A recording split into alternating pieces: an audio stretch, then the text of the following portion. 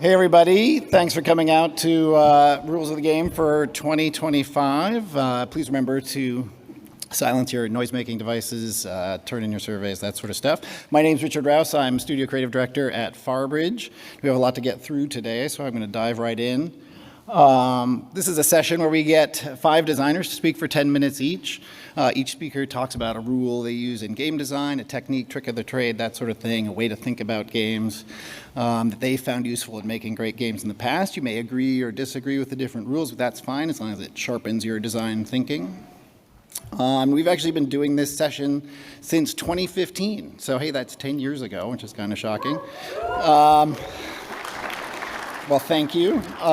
We skipped a few years in there. Like last year, we weren't here, but we're glad to be back. But I did want to go back to that very first session from 2015 for a minute. So the very first speaker we ever had in this session was Laralyn McWilliams, and some of you may know her. She sadly passed away last year. She was a veteran game designer who'd led design on everything from the original Full Spectrum Warrior to Free Realms, the early MMO for kids.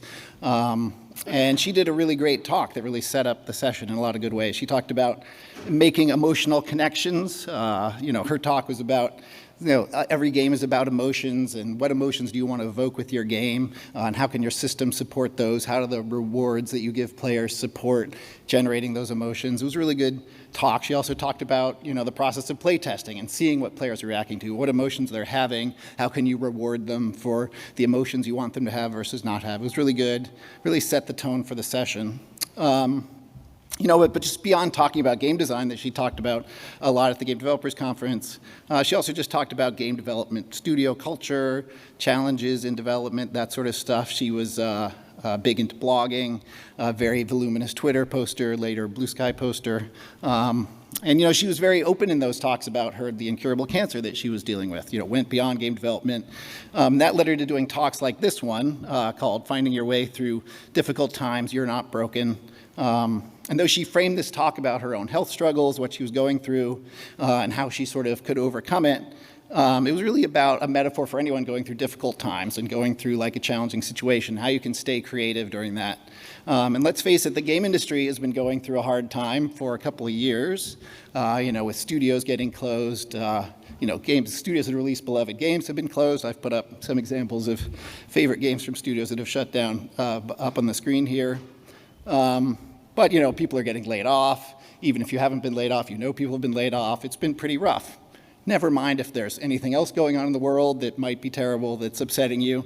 And I know that this can block me creatively. I can get really stuck thinking about things. Why are we working on games? Why does this matter? Everything seems to be on fire. We can get creatively blocked. And that was why rewatching her talk recently was really inspirational to me.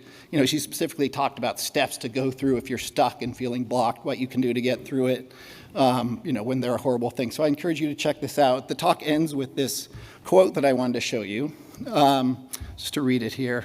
I'm a game developer just like you are. I went through some shit. Everyone goes through some shit. It's really not that special. But I endured, and I grew, and I changed, and so will you.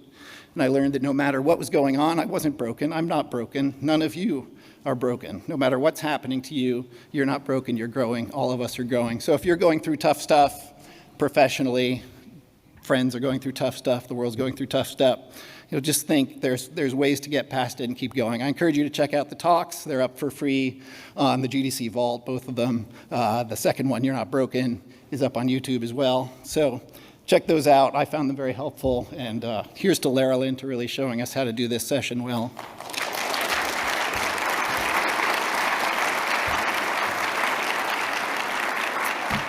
But today, on to some new game designers who are with us here. A little bit later in the session, Alicia Thayer is going to talk to us about technical design and how to embrace, amongst the beauty of systems, maybe embracing a one-off. Noah Falstein is going to talk to us about how simple our games should be. Carla Engelbrecht is going to tell us about ruthlessly prioritizing our games. And lastly, Harvey Smith is going to tell us about design layering. But first, our first speaker is the studio director at Outer Loop Games, where last year he shipped the dating, skateboarding, and cooking mashup game, Thirsty Suitors, highly recommended.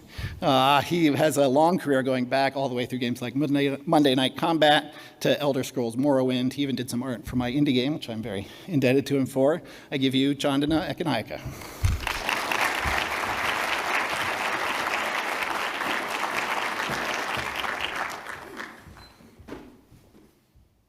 want to start a timer here.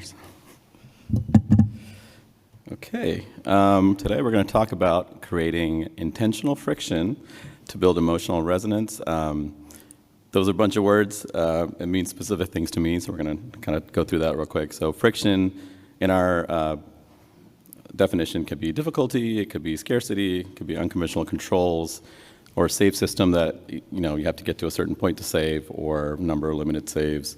A time, like a Majora's Mask, where the player is expected to do a lot of things, but there's a certain limited time for that. Or durability, like weapon durability or armor. Narrative tension built by the story setups. Or bucking trends, where a game in a specific genre can do something completely different. Friction doesn't have to be about negative connotation as well. It could be texture, it could be just a little bit of texture for the player to kind of find and enjoy. And when we talk about our emotion, there's lots of emotions on this feeling wheel, and while it's nicely laid out for therapy for me, I can go through figure out which emotion I'm feeling right now in a game, or a player will experience these emotions all over the place and multiple things, and it jumps around, so it's not as clean. So we kind of think about that.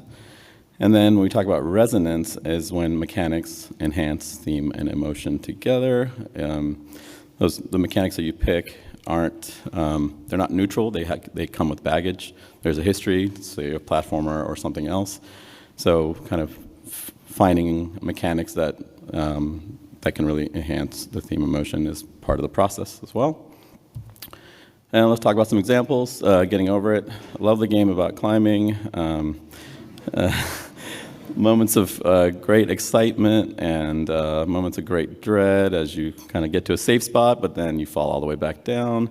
And then you get some philosophical quotes with some smooth jazz under it, which I think is supposed to make you feel better, but I'm not sure. I felt more like a taunt by Benefati. Papers, Please. Lots of great things they do. It's in a kind of unconventional control scheme where you're playing a border control guard, and you have sort of limited time to figure out if this person is who they say they are.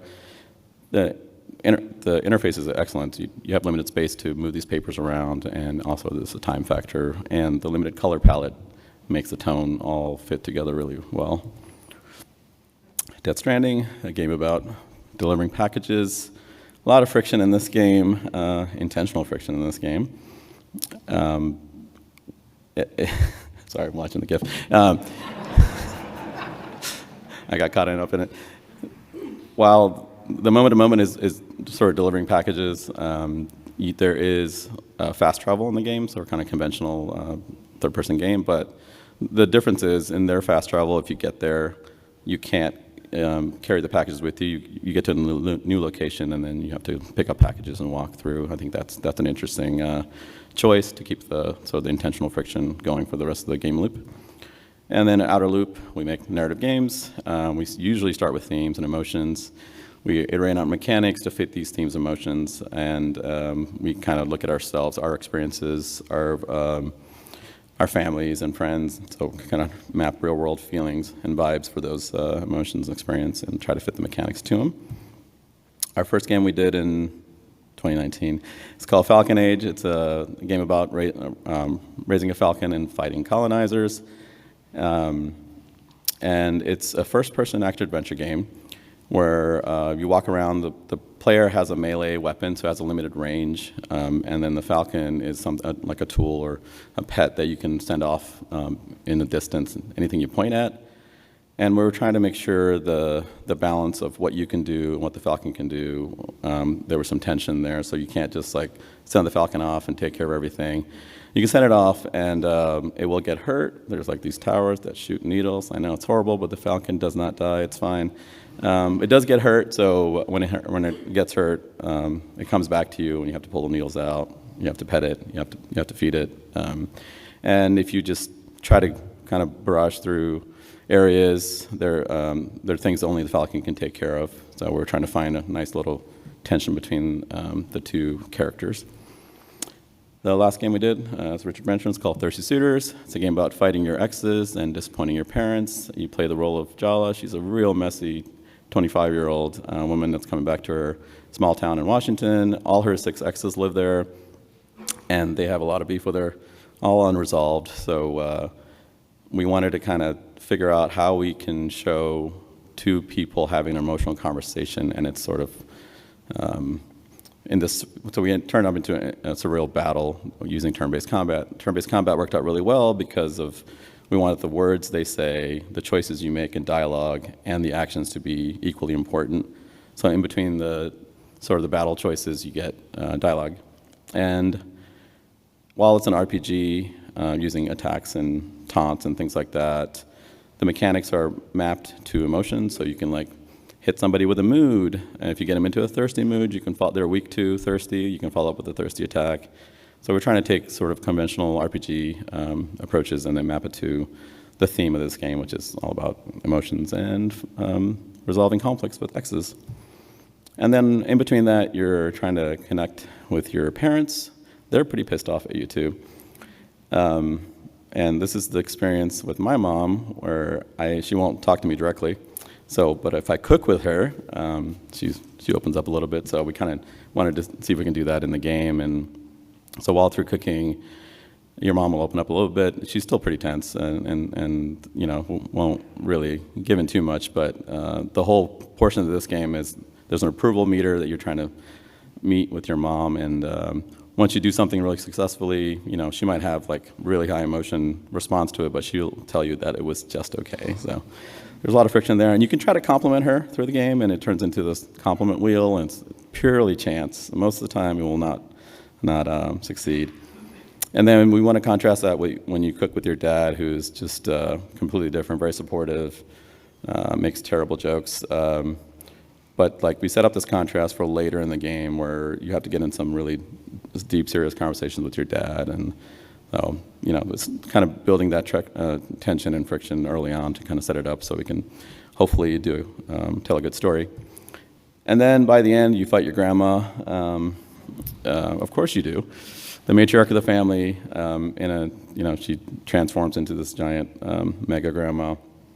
And at this point, the player has built up a lot of systems and skills and summons, so you could try to do that, but she totally crushes you down till you essentially get the help of your friends and family.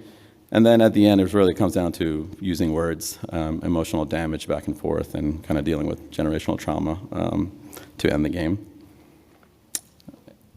The current project we're doing is called Project Dosa, another RPG game. It's a game about two sisters in their food truck mech, adventuring through this setting, fantastical setting. They're trying to resolve conflicts with their found family, and they all had a sort of big falling out. They all used to run a restaurant called Dosa Divas, and it's about sort of similar themes of thirsty, turn-based combat and battles, and battle systems. Also, the part of this is different in this case. One of the sisters is dying, so it's like we try to really think about sort of how do you deal with someone that's going through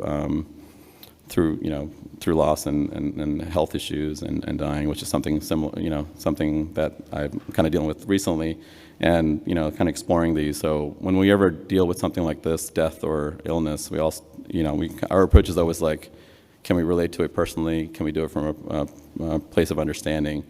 And so that feels a little more authentic, and it's not like we're trying to just make it to, just for gameplay. But that's sort of what we're dealing with now. I'm not sure we're successful yet, but we're going through it. But that's Project Dosa, and thank you.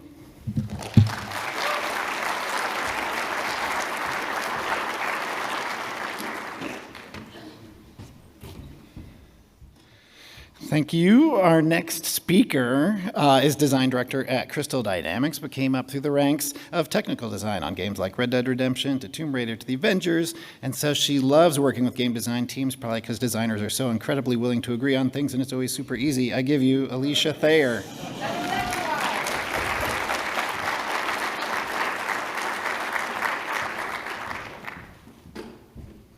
right, I'm just going to set up my timer as well. About the noise.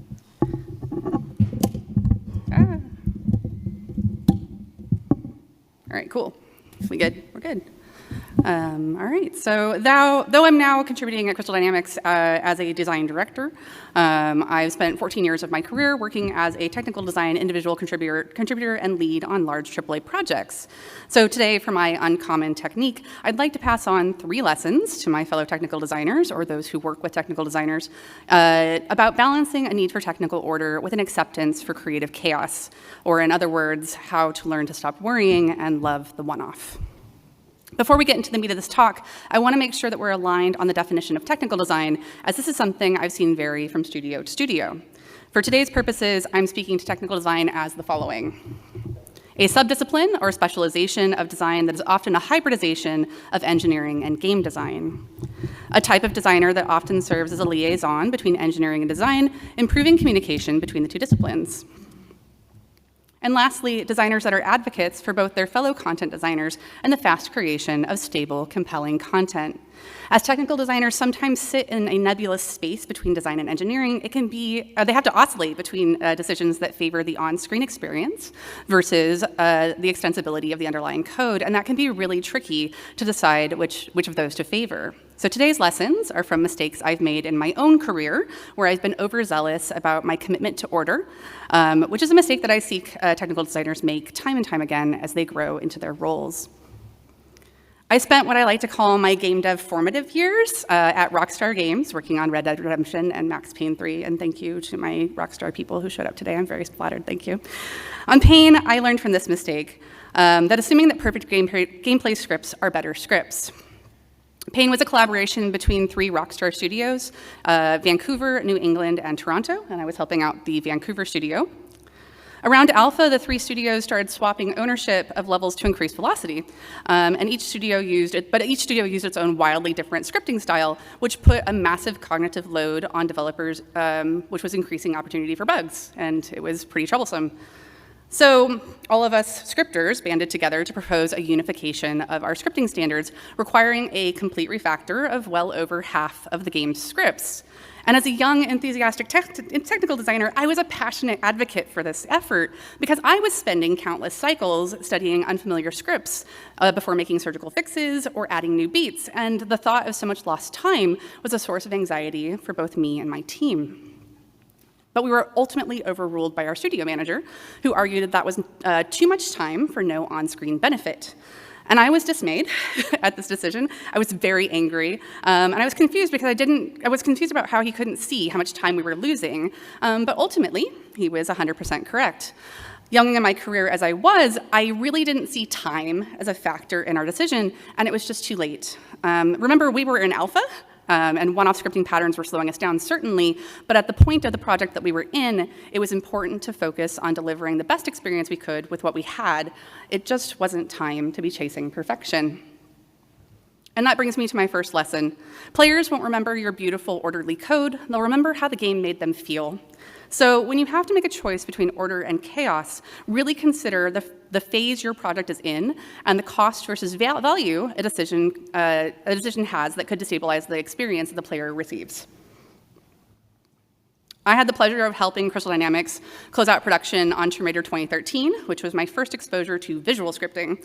And remember, I had Max Payne on the brain. I was at a new studio. I had a chance to champion order and structure so that we didn't lose cycles late in production. I had a chance to start anew, and I could use structure to improve the creative process, or so I thought. So, context, just before you hit the final boss fight in Tomb Raider 2013, you fight this guy, and this guy's name is the Oni Stalker. And it's a really cool fight. It's actually considered to be one of the cooler fights in the series by fans. And this is what he looks like under the hood. Yeah, I'll just give it a minute. Yeah, I kept the screenshot because I used to send it to new technical designers at the studio as a plea. Please help us avoid this in the future. And I'm sure most of you in this room are familiar with Blueprints from Hell, and most of you who are familiar with visual scripting languages know this is just one of the big pitfalls of trying to represent delicate gameplay timings in what is essentially a flowchart. And you can even see here, our poor render just kind of giving up. What we would do is we would perform the jiggle test on these types of scripts just to discern what was connected to what. And these graphs were bug factories. Polling on a single connection could cause a whole sequence to stop working for unknown reasons. And it took me a really long time to understand why and how these types of scripts kept happening, because they did. We had them on Rise of the Tomb Raider, and we had them on Shadow of the Tomb Raider as well. And more often than not, they popped up in highly scripted sequences with delicate timings like this Oni stalker.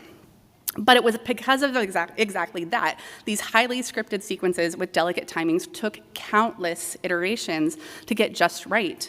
Designers were iterating at lightning speed to find the right balance of music, visuals, haptics, voiceover, pacing, and challenge. Milliseconds mattered.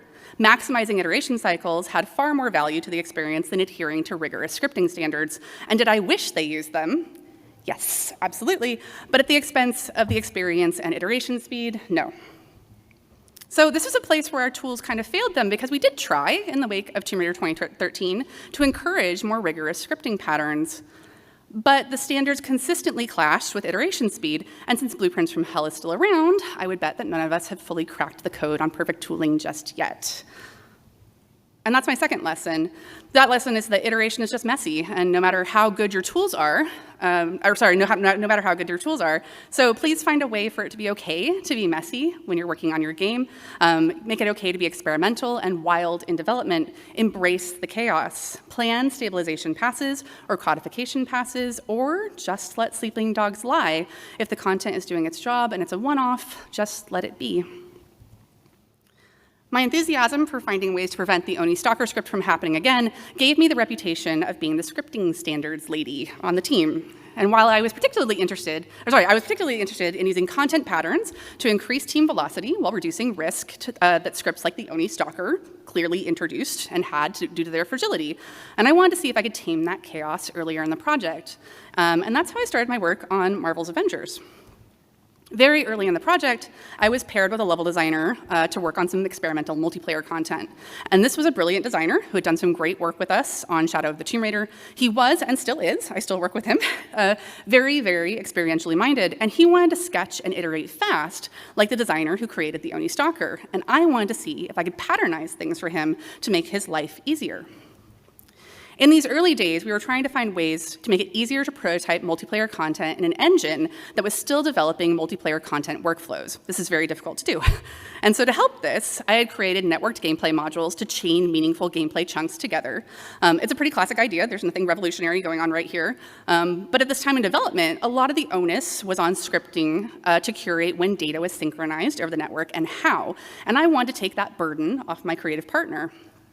Ultimately, though, all I did was give him a rigid framework to work within, and the black box concept made it far too hard for him to get those fine iteration cycles that I showed in the Oni example.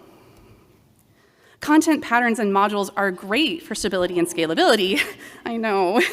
He forgives me, don't worry. But they're rarely good for sketching out an experience before you know what it is. A lot of technical designers learn this the hard way, and I am no exception. In my enthusiasm to make my partner's life easier, I had failed to make sure that I knew what we were trying to achieve.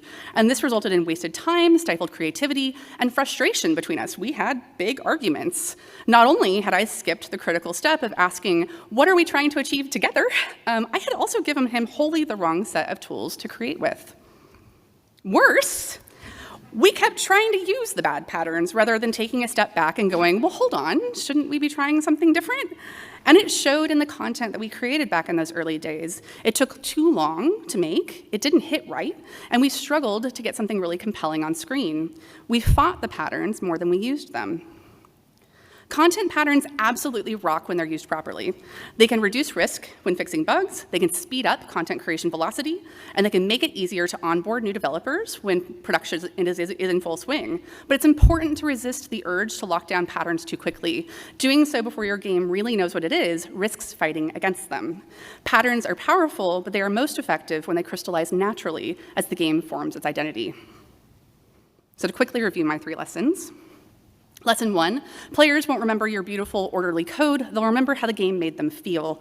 Absolutely champion your project's technical needs, but stay aware of your game's experiential goals and your remaining timeline. Lesson 2, iteration is messy, and mess is part of the process of realizing great gameplay. Set aside time to be messy, and set aside time to tidy up, but don't try to do both at the same time. And lesson 3, if your patterns make realizing the experience harder, they are just bad patterns. Remember to spend time collaborating with your partners on their problem and avoid imposing structure too soon if the problem itself isn't clear yet. So my fellow technical designers and friends of technical designers, stop worrying. Pay attention to the place you are in your project. Listen to your clients. Chaos and order will ebb and flow, and that's game development. Thank you.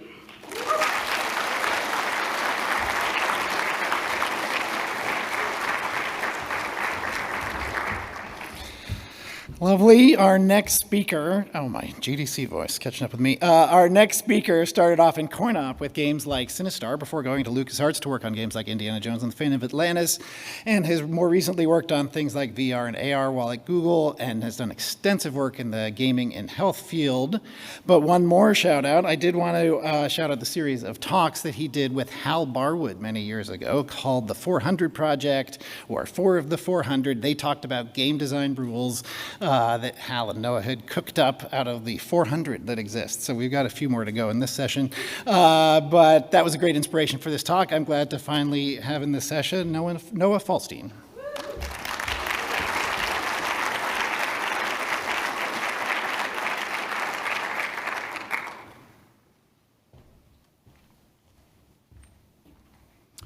Okay, thanks, Richard. And this is actually a good segue. I hadn't seen Alicia's talk, but that screen with the sort of spaghetti flowchart was inspiring.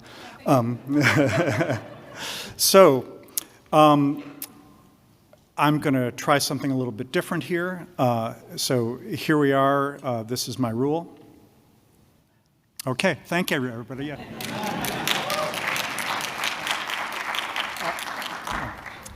You know, I thought I was going to start a new record here for GDC talks. All right. Anyway, I forgot the second part of the rule. So let me explain why these last 3 words are so important here. So a lot of people, a lot smarter than I am, have been championing simplicity. In fact, I heard 2 of these people that I'll be talking about quoted just in the last 2 days by other speakers. And they come from all sorts of different areas: science, art, writing, music, engineering, but all of them believe that simplicity is a key virtue in what they do. And you can get the exact quotes, if you like, quite easily through Google on there. But my favorite 3 quotes are these, because they're, in fact, I think, the simplest of the 3. The engineer that you see in the upper left, Kelly Johnson, is the one who came up with "Keep it simple, stupid," and of course, the acronym is even simpler than that. Mies van der Rohe on the lower left was an architect who did a lot of those glass and steel skyscrapers, and he came up with "less is more," which is wonderfully simple in itself. And I think it's probably quoted more than any of these others that I've seen. But my favorite quote is one that's at least attributed to Einstein, that everything should be as simple as possible, but no simpler. And that last clause is really critical because it implies an algorithm we can apply to game design. And if you just go for simplicity alone, you end up with my initial, record-winning talk here.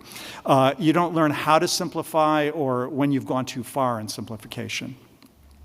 So before I learned this, I had to, of course, make the kinds of mistakes that one does that make you realize what's necessary. And I worked on this arcade game, Sinistar, came out way back in '83. This is, by the way, my 37th GDC. I was a project leader and co-designer, but I also did a lot of the coding specifically for the AI. And this was a 1 megahertz processor. We had a bunch of enemies moving around of different types with different missions. A big guy called the Sinistar came at you, these little crystals we had to keep track of, and shots being fired, and very complicated, very elegant. Lots of really complicated stuff happened very simply inside the code, but it took a long time to write that code. And like Alicia was mentioning, if you're not really affecting the player's emotional state, you may be wasting your time. We certainly spent a lot of time that just wasn't ever seen by the player there. And from then on, I always looked for ways to simplify things, and Einstein's quote gave me a really, what I think is the best and simplest approach to simplifying. So he says it's not enough to simplify. At some point, you simplify too much and it breaks down. And I took his advice by looking at game mechanics and their interactions and cutting them back over time. And then you do that, and eventually the game, you simplify it so much that something doesn't work anymore in the game. And at that point, you go and you add in whatever it was that you just took out, and you're back at probably the simplest level that you can get. So I applied this in the production of a game called Chaos Island. It was one of the Jurassic Park games. And this was a game where you're out fighting against dinosaurs. You're trying to collect the dinosaur eggs, and there are hunters out to get you. It's based on the second Jurassic Park movie. And in order to make the AI for the dinosaurs, and the hunters actually, I came up with a pretty simple method that involved just keeping track of the ranges that they could see things and the behaviors that they tended to do. And I cut it back until it was really simple. And it got so simple, it actually got boring, which is the real problem, I think, with being too simple. So I added in one of the last things I had taken out, which was a little bit of randomness. And that made a lot of the players attribute random chance to actual intention or dinosaurs' wild animal behavior. It actually worked really well, and it's a lot simpler than doing something complicated. I've learned that a similar process was used in making the rocket engines you see on the right side, that each one being simpler in design and actually being more effective. And their method, to quote it specifically, was delete any part or process that you can. You may have to add them back later. In fact, if you don't end up adding back at least 10% of them, then you didn't delete enough. And I think that's good advice. I have to say, one of the things I learned is that it's not just good game design, it's rocket science, but don't do this unless you can afford to blow stuff up when you make mistakes. You know, and works with games and rocket science, maybe not so much with a government, for example. So when is, I'm not being political anyway, I was good. When is simple not so simple? So at the 2002 GDC, Scott McCloud and Will Wright had a presentation about McCloud's ideas in his book, Understanding Comics. Anybody here present for that talk? A few of you, okay, quite a few. And it was really interesting. One eye-opening moment for me was when Scott showed this image that you see, and I'm paraphrasing him here. He explained that having a near photorealistic image is hard for people to personally identify with because that looks like somebody else. So it's good to simplify it, but if you go too far, you end up with basically an emoji that has no personality. So there's often a spot somewhere in the middle. I think he mentioned The Simpsons as being really good at this, where you're at the right place there. So you can use the Einstein rule here, and the main thing is, I mentioned if it's too simple, it can get boring. The real problem is that even though simplicity is a great virtue, so is depth of play and variety, and sometimes you oversimplify so you don't have those things. So finding ways to make a game simple to understand but deep and varied over time is challenging, but it's not impossible. I only have time for one of the rules that, one of the ways that one can do that, so I'll focus on that. And that's emergent complexity. Tetris is a great classic example of a game that succeeded, and it was elegantly simple. It was a huge hit. But the question is it really too simple in that the only way you can make it harder is by increasing speed? They tried a lot of successor versions. They tried, two-player versions and a lot of complexities, but none of them ever exceeded the original game's popularity. By contrast, in the match 3 area, there was Bejeweled that did a really nice, elegant job, but also didn't have a lot of depth and a lot of repeat play. And then we got to Candy Crush Saga, and they hit a winning formula of a very simple match 3 game, but the complexity comes in by adding rules over time that build on the other rules and create a much more complex and rich set of connections. It's a whole more than the sum of its parts. And that emergent complexity, in fact, is defined as where complex behaviors and patterns arrive spontaneously from the interaction of simple components resulting in a whole that's more than the sum of its parts. And two great examples of this, of course, that have entertained people literally for hundreds and even thousands of years in one case are chess and Go, that both have emergent complexity. They share that concept of really simple boards and simple rules, but they also share the quality of being multiplayer. And of course, in video games, that can complicate development over a single-player game, but we've all found that that's often much more popular, partly because it means with human opponents, you have an almost infinite variety of strategies that come into play.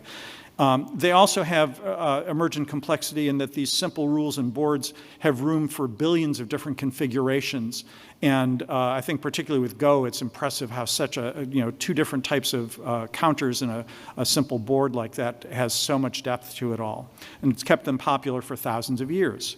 So to sum up here, here's one algorithm that uses what Einstein said. It's certainly not the only way to do this simplification, but it's a good one of you find the fun, you keep improving it by adding some new features, maybe adding depth and variety there, but you simplify it back down until it breaks, and then you go back one step to just before it broke. And you repeat that over and over until you've got a perfect game, or more likely you've run out of time and money and you have to ship it. And emergent complexity is not the only way to get around this, but it's the best one I've found. It's just really hard to top what has happened in a game like Go. I'll leave it at that. Thank you, everybody.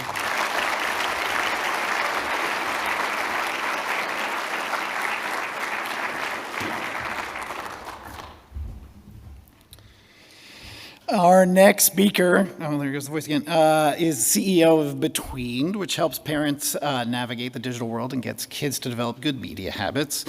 She was head of interactive storytelling for a time at Netflix and wrote the book Designing Games for Children. I give you Carla Engelbrecht.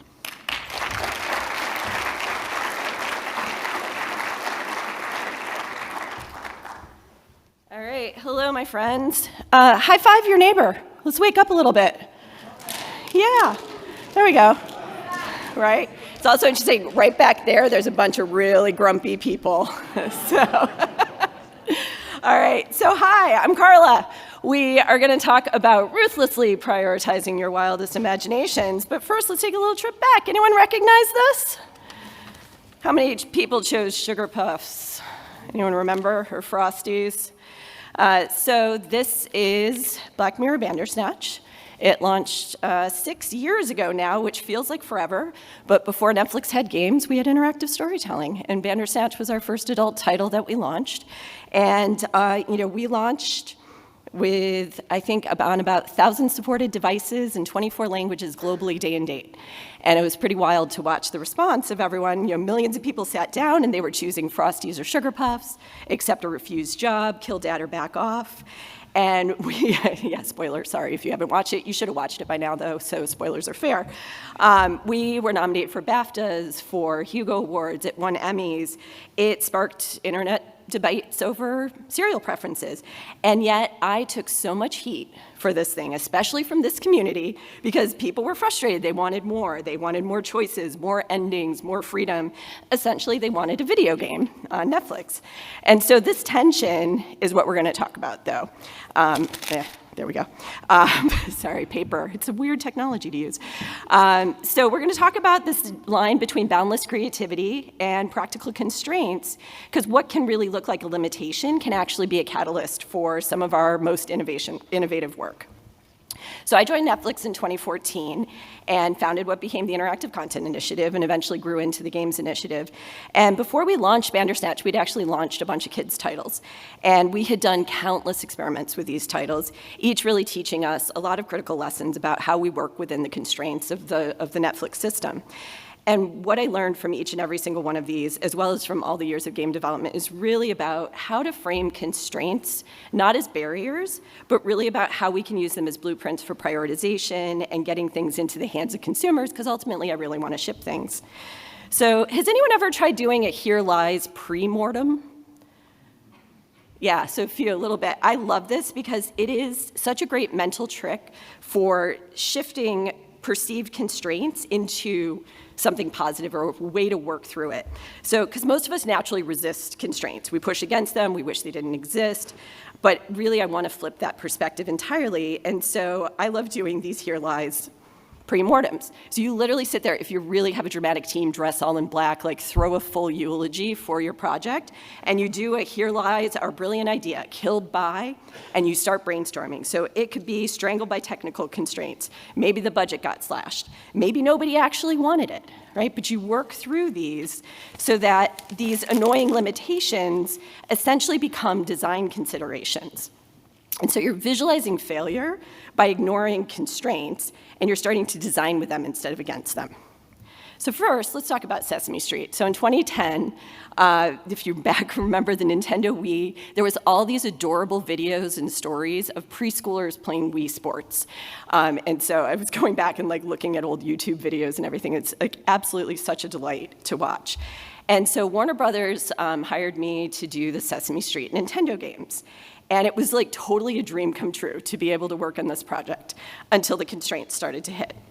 So we start though by like, we're going wild, we're brainstorming like, oh my gosh, we can do leapfrog, we can do jumping jacks, we can run in circles, we can play Elmo Says, right? We were having just crazy ideas of all of these things that we can do with this Wii remote.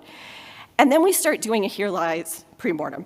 And it's like, well, here lies our brilliant Sesame Street game, killed by Wiimotes flying into the TVs, kids getting confused, and we had to ship it on the DS as well. Right? Yeah, I loved getting that news.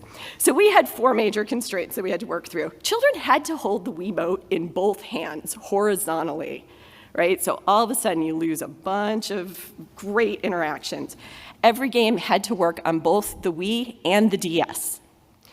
And then toddlers, okay, we're talking 2-year-olds, needed to understand how to play without adult intervention.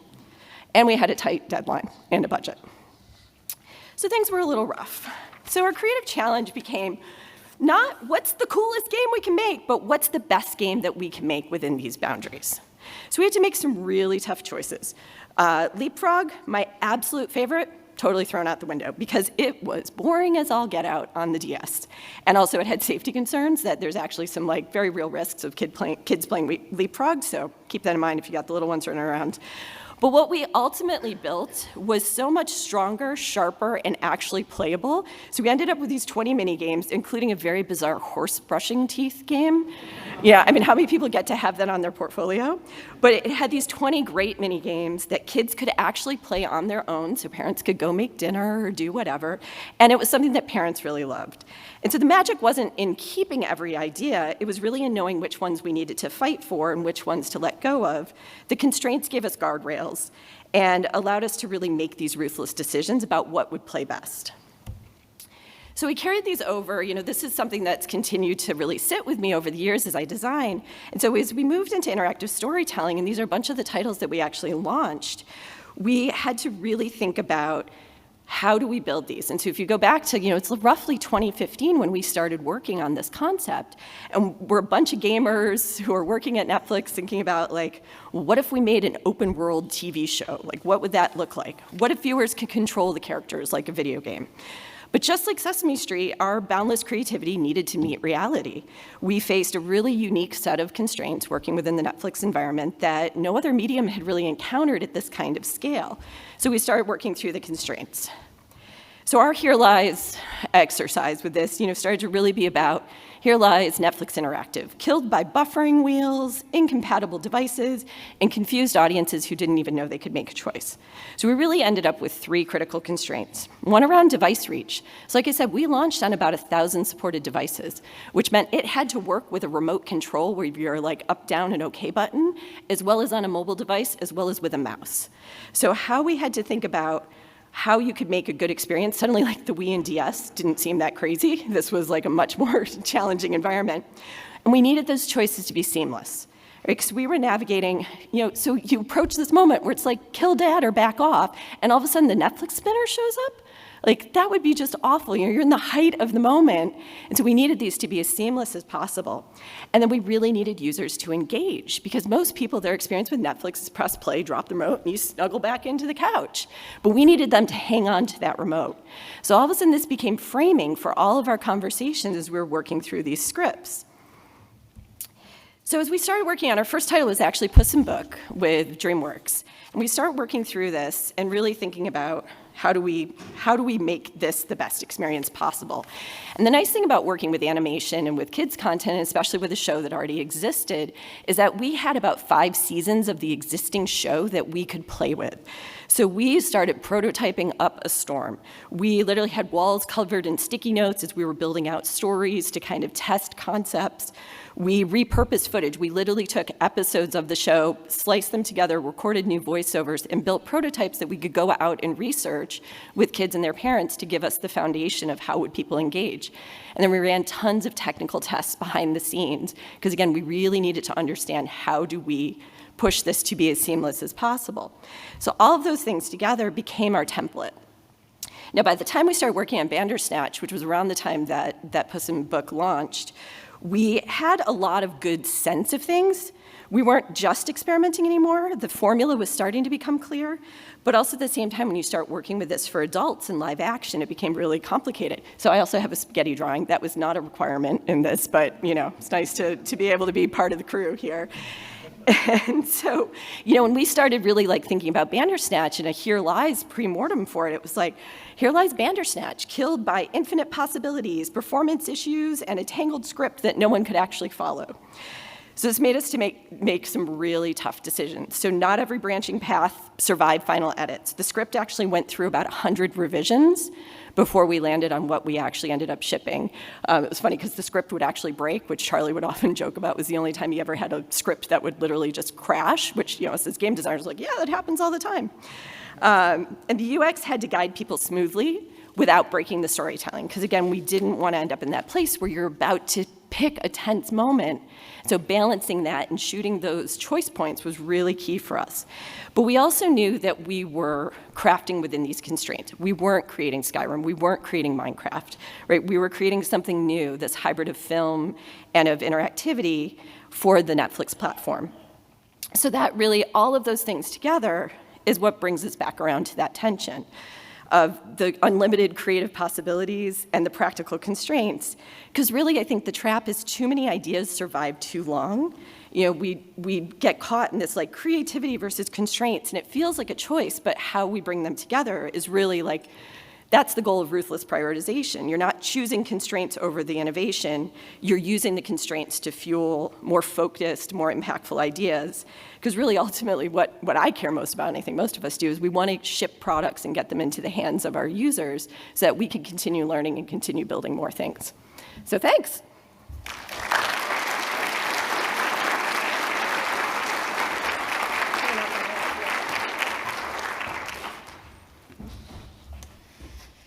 All right, and our last speaker has led the design on everything from Deus Ex to Dishonored, and I'm looking forward to his next immersive sim. An immersive sim? What's that? That sounds great. He's warned me he may go a little long, so let's get going with Harvey Smith.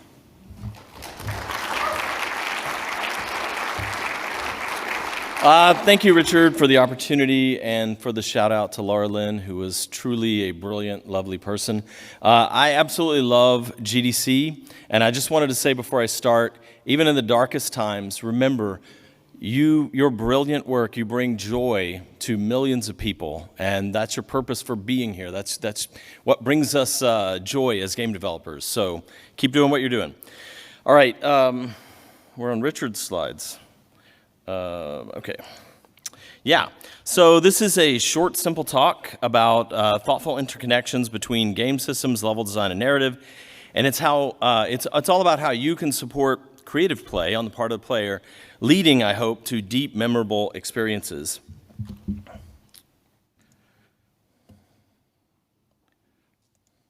Yeah. So I'm Harvey Smith. I'm best known for the Deus Ex and Dishonored games.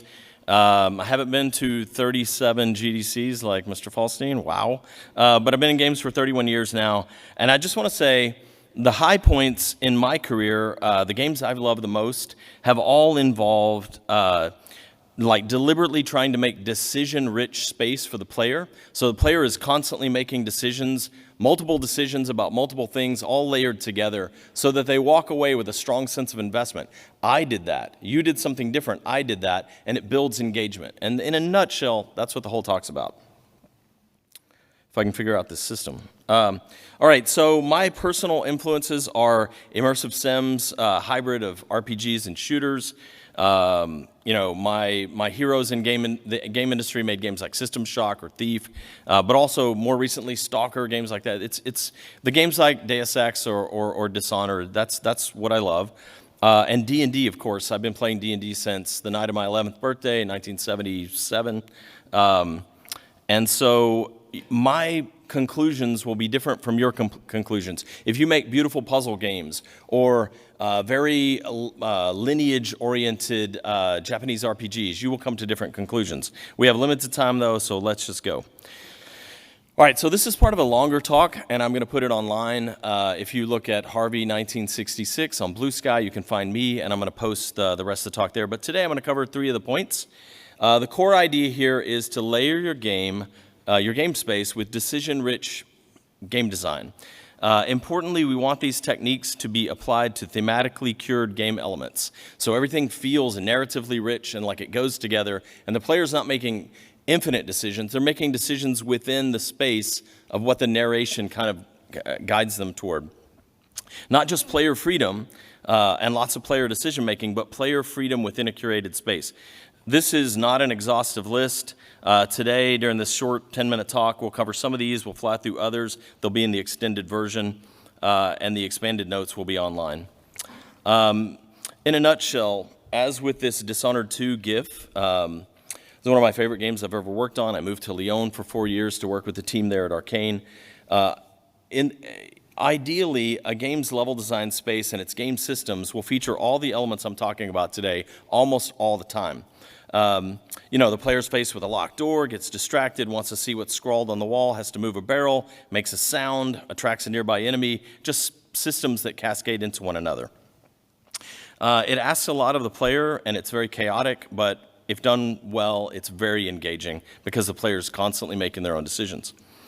For the talk today, I'm going to use Prey 2017. It's one of my favorite games of all time. It's practically the poster child for this kind of layered design approach. It's a game by the late, great Arcane Austin. We got shut down last year.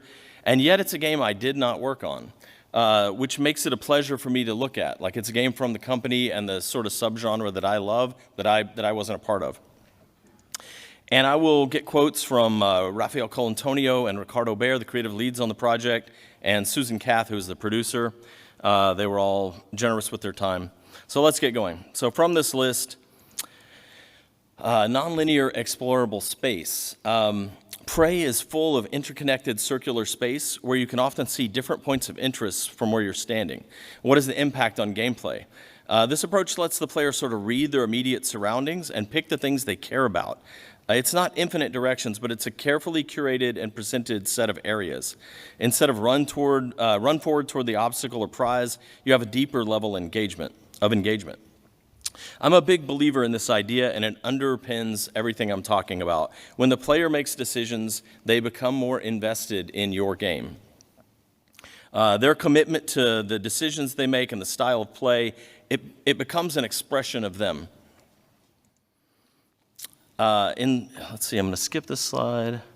At any given point aboard Talos 1, the space station where Prey takes place, you can decide, do I go open this locked door that I found? I can see through the window something valuable. Do I secure the area first by putting up some security turrets that will deal with the incoming hostiles? Maybe I just try to reach something that looks very, very hard to reach. It's up high or something. Every step of movement through the space, a space like this, becomes more meaningful because I can see multiple options. I have to decide where to go and what to act on, which builds my investment. I begin to own the experience of the game. So another point that we're not going to dive deep into, but it's finite resources. These things start to layer on each other. There's nothing wrong with infinite ammo or recharging shields if that suits your creative vision. But in Prey, the decision-making around how to spend very finite resources has consequences. And the main point here is that it encourages measured creative thinking. I have this thing, and I could use it for this or this. It has multiple meanings, multiple purposes. How am I going to use it today? Another core belief of mine is that anytime you can get the player switching from one pleasurable type of gameplay to another, the game feels deeper, less one note. Resource management challenges, and pleasures another part of the player brain. All right, so another point in the list that we're going to talk a little bit about is reactive physics. Both incidental and player-manipulated physics create gameplay opportunities all over the place. Physics interactions are some of the most dynamic elements in your game. In Prey, we're not just talking about crates and barrels and ragdolls, but we're also talking about hardening foam that can be used for navigation or climbing, defensive barriers, both erected by the player or left behind by the game designer for the player to crash through. We have enemies that bump into physics objects, but also become physics objects. The mimics in the game, when they're resting, they take the form of a coffee cup or a trash can or a chair. You never know in the environment what's going to hurt you or what is not going to hurt you.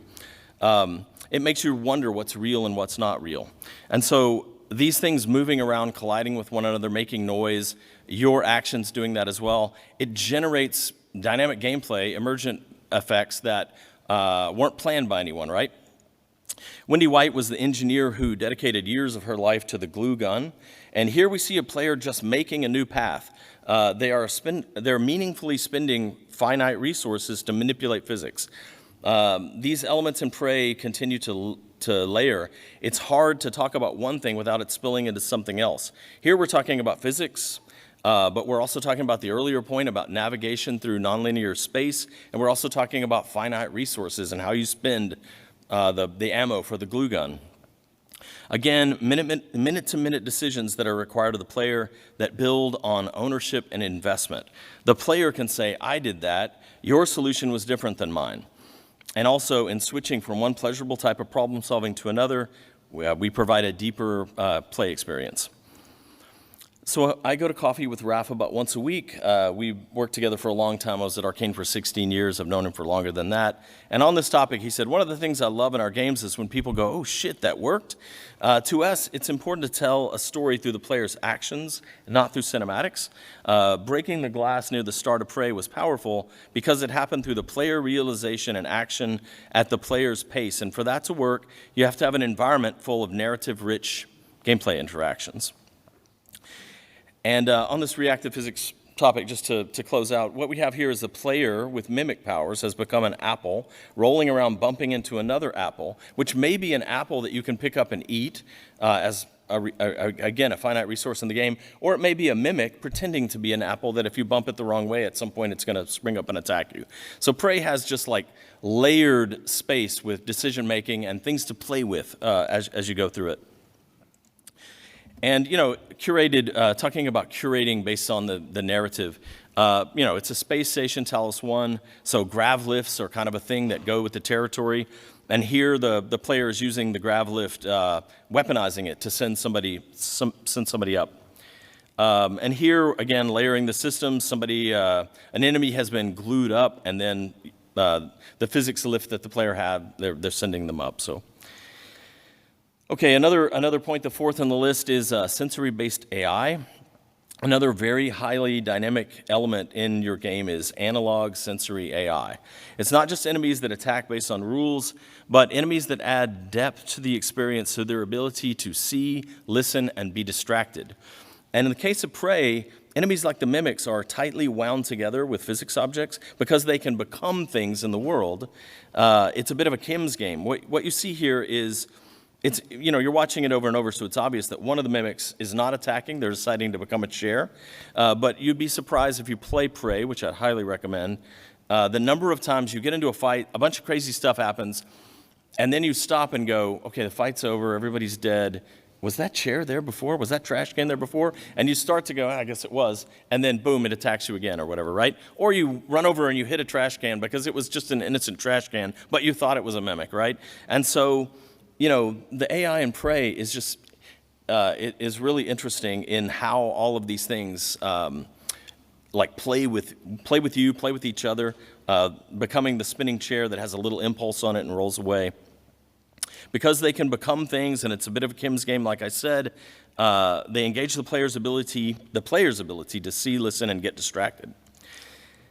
Susan was the producer on Prey, and she said, I will always remember the mimics living the arcane design philosophy of improvisation with their AI. When I saw the dev team surprised over and over by the mimics, I knew we had something special. Like Susan would talk about walking around as a producer and just watching over people's shoulder and seeing developers surprised over and over by what was happening in the world.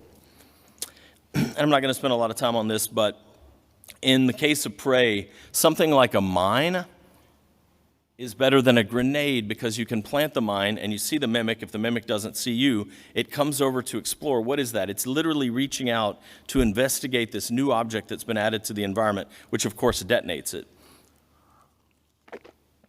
And so setting the trap, which can be set anywhere, and the mimic has to be coming by or whatever, it ends up with this like very dynamic situation that 99% of players wouldn't put a mine right there. They wouldn't have this experience, but this one player would.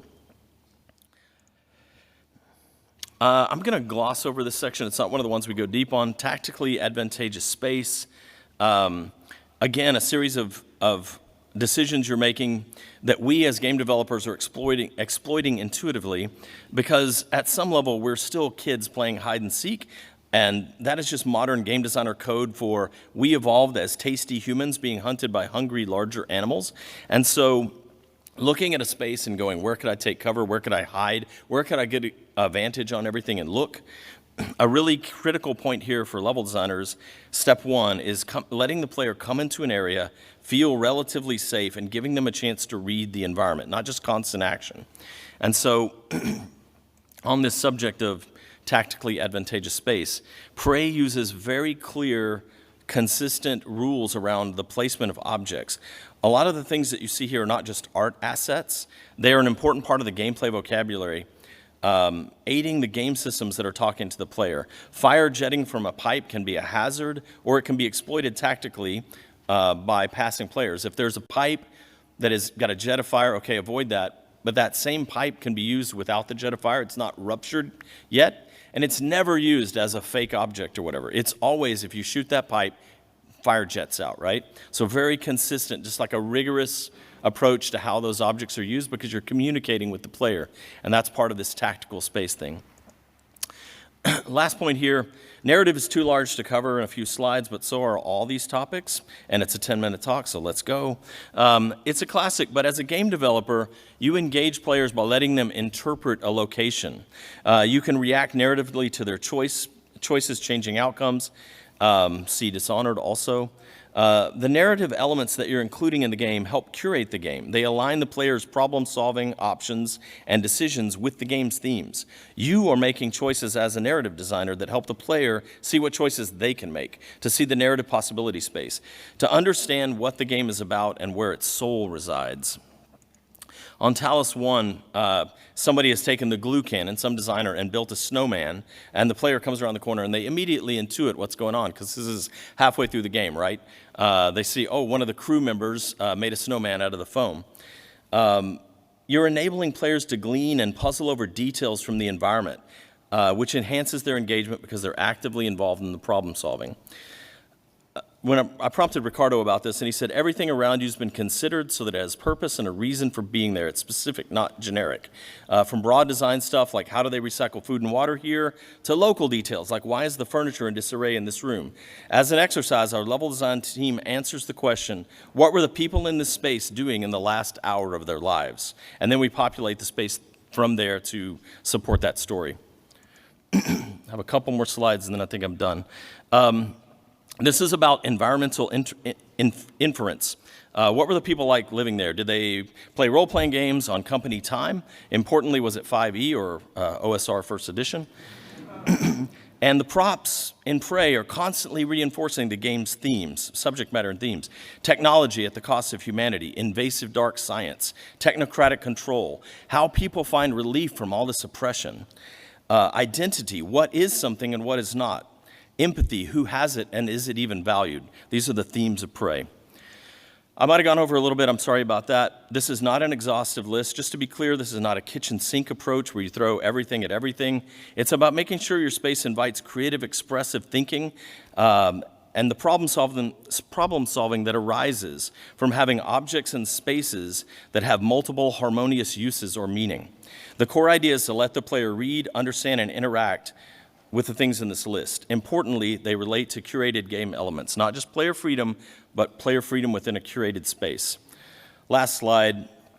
All video games touch on some or all of these feelings. We should take a very deliberate approach here, thinking about our use and arrangement of these layered design elements and the significance they have in working together. This is a way to make a space that feels deep and rich and begs for player-paced exploration and toy-like exploration. And that's it. Thank you very much.